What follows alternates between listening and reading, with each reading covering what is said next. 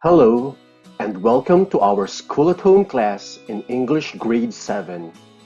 We are in the second quarter of our set of lessons, and I hope everybody will delight in learning today with lesson number 10, using the rising intonation pattern with yes, no, and tag questions.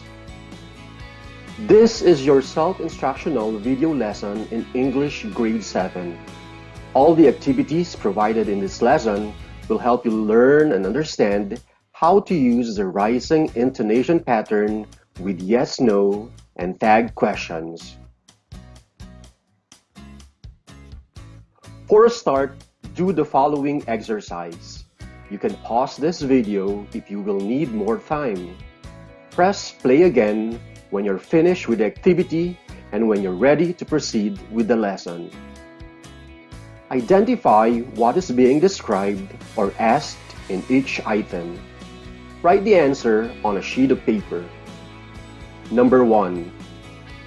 Blank is about how we say things rather than what we say. A. Pitch. B. Volume. C. Intonation. Number 2. WH questions have blank volume of intonation. A. Falling. B. Rising. C. Falling, rising. Number 3. When do we use the rising intonation? A. When giving information. B. In asking yes-no questions. C. Information you are certain about. Number 4. Use the correct intonation. Is that your final answer? A. Falling. B. Rising. C. Falling and rising. Number 5. This phone is a Filipino product, isn't it? A. Rising. B. Falling. C. Falling and rising. Here are the answers.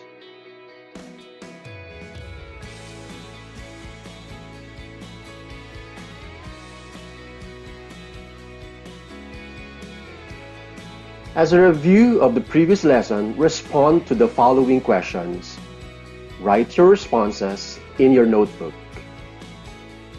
What is summarizing? What summarizing strategies do you know? Describe how each is done. Why is summarizing a helpful comprehension skill?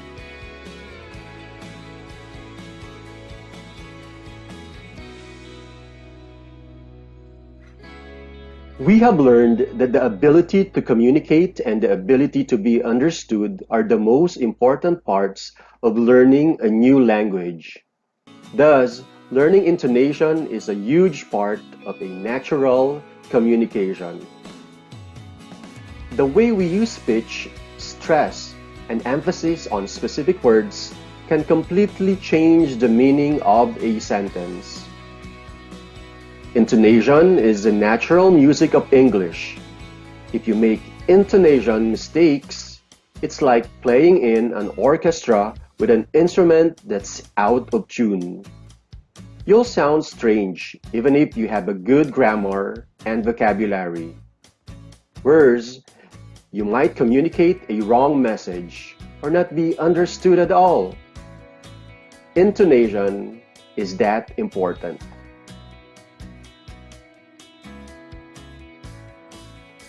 The English language, like any other languages in the world, is dynamic and alive. The words we use when we speak this language, and when properly used, will serve us well as we communicate with others. Today, let us talk about using the rising intonation pattern with yes, no, and tag questions.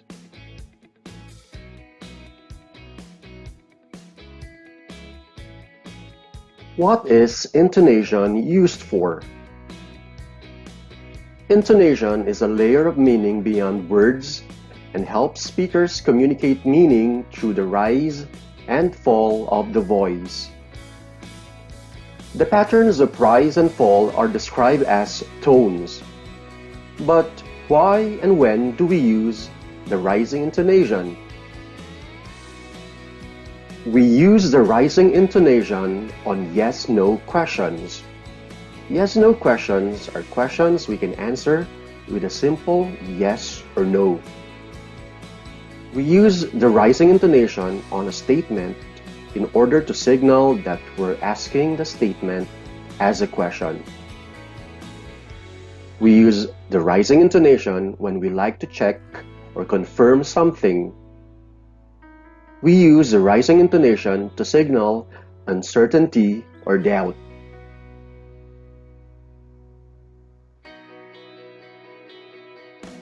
Rising intonation in English is a pretty complicated phenomenon.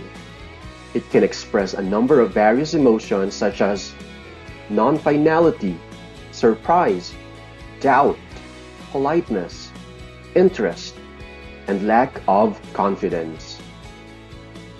Standard rising intonation in English first goes down a little and then up.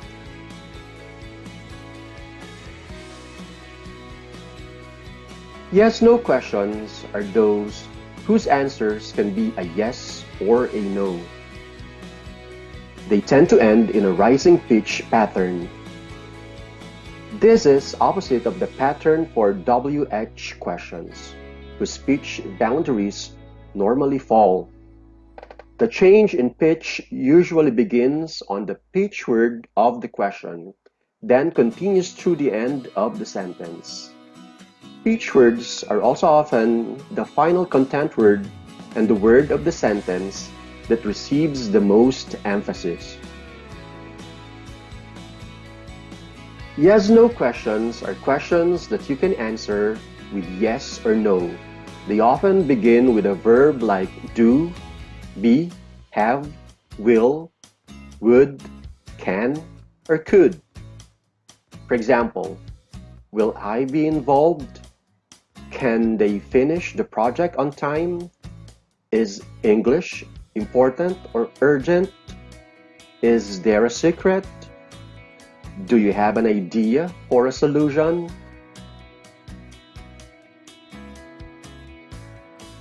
Tag questions are something like negative questions. They are used when someone thinks he or she knows an answer and wants confirmation. There are two very commonly used types of tag questions. One made from affirmative sentences, the other made from negative sentences. For example, he's from Italy, isn't he? It's a negative tag question. He isn't from Italy, is he? Affirmative tag question. Let's do a practice exercise. In your notebook, write yes if the sentence uses the rising intonation, and write no if not. It is difficult to get up early, isn't it? Did you have fun yesterday at the theme park? You weren't stressed with your exams, were you? Is it easier to learn online? You miss your teachers and classmates, don't you?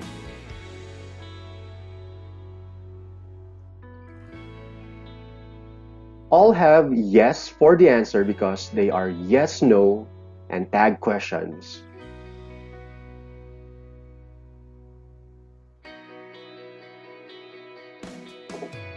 Let's have another activity. Transform the following sentences into yes-no question.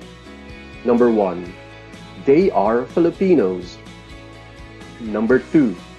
She is nice. Now, write the correct tag question for each of the following. Number 1. You know the answer. Blank you. Number 2. It's time to go. blank it. Here are the answers. Number 1, are they Filipinos? Number 2, is she nice? For the tag questions, the following are the answers. You know the answer, don't you? It's time to go, isn't it? The following are more exercises to help you understand the lesson better. Activity 1. Transform the following sentences into a yes-no question. Number 1. They are visiting Paris. Number 2.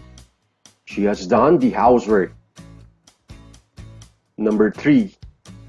Nancy has been working all night long. Number 4. He will be reading the book. Number 5. She wastes her money on jewelry.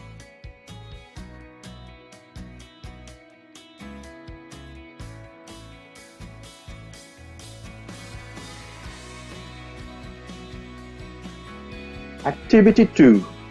Supply the correct question tag on each of the tag questions with rising intonation.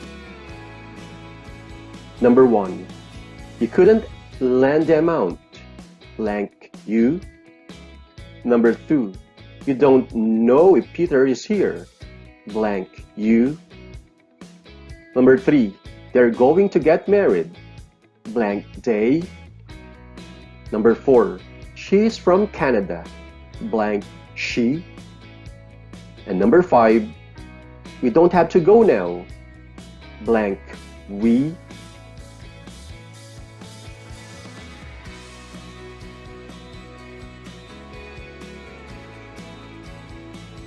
To wrap everything up that has been discussed in this video lesson, remember that the rising intonation is used when our pitch rises from the stressed syllable of the last content word of the sentence and continues to climb.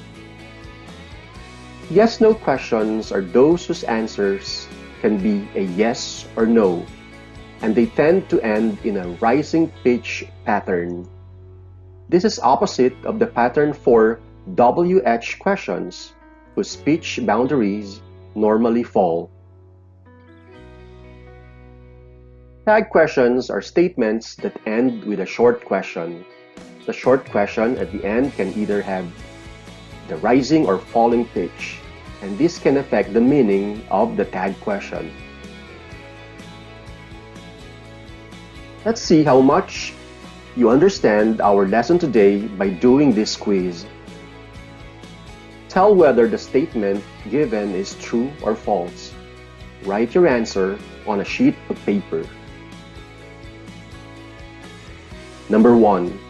Statements are normally said with falling intonation. Number 2. Intonation is about how we say things rather than what we say. Number 3. She won't believe this story, wouldn't she? Is asked with the falling intonation.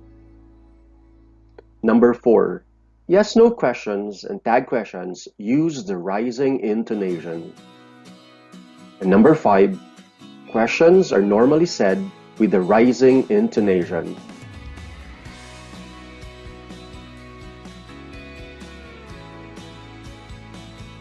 Here are the answers again.